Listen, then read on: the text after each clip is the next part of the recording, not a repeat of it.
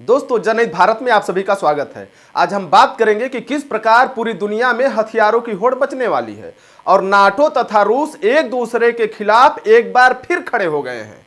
और फिर आपको बताएंगे कि किस प्रकार चीन दोस्ती के आड़ में पाकिस्तान को 90 अरब डॉलर का चूना लगा दिया और अब पाकिस्तान चीन के चंगुल में इस कदर फंस चुका है कि शायद ही कभी वह उसके चंगुल से निकल पाए। तो आइए सबसे पहले हम उस शांति समझौते के विषय में आपको बता दें जिसको सभी 31 देश वाले नाटो समूह और रूस ने एक ही दिन रद्द कर दिया।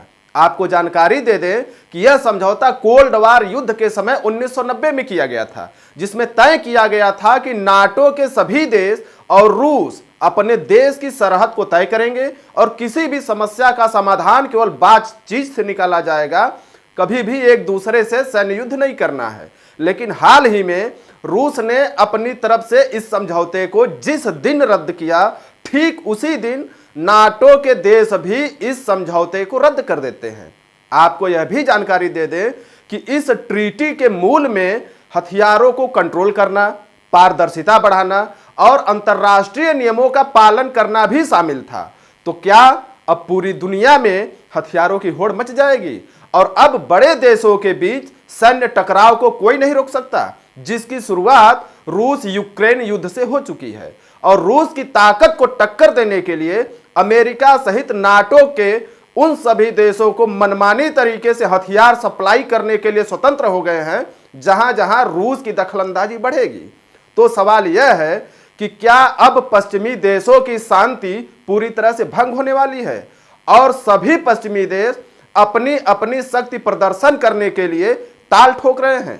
कहीं यह विश्व युद्ध की तरफ इशारा तो नहीं है? और अब बात कर लेते हैं पाकिस्तान की, क्योंकि पाकिस्तान और चीन की दोस्ती जग जाहिर है और पाकिस्तान चीन को अपना सदाबहार दोस्त भी बताता है। लेकिन पाकिस्तानी मीडिया इसी चीन को सवालों के कटघरे में खड़ा कर दी है। पाकिस्तान के एक बड़े अखबार डॉन ने चीन के साथ व्यापार पर ही सवाल खड़ा कर दिया और आरोप लगाया है कि चीन दोस्ती के नाम पर हमसे अरबों रुपया कमा रहा है और पाकिस्तान को कर्ज में डुबो रहा है। अर्थव्यवस्था का समझ रखने वाले पाकिस्तानी पत्रकार खुर्रम ने चीन पर आरोप लगाते हुए कहा कि पाकिस्तान की बदहाली के लिए केवल चीन जिम्मेदार है। उन्होंने यह भी कहा कि चीन के साथ 2010 से हमारा व्यापारिक घाटा 90 अरब डॉलर पहुंच चुका है, अर्थात पाकिस्तान से 90 अरब डॉलर सीधे सीधे चीन चली गई।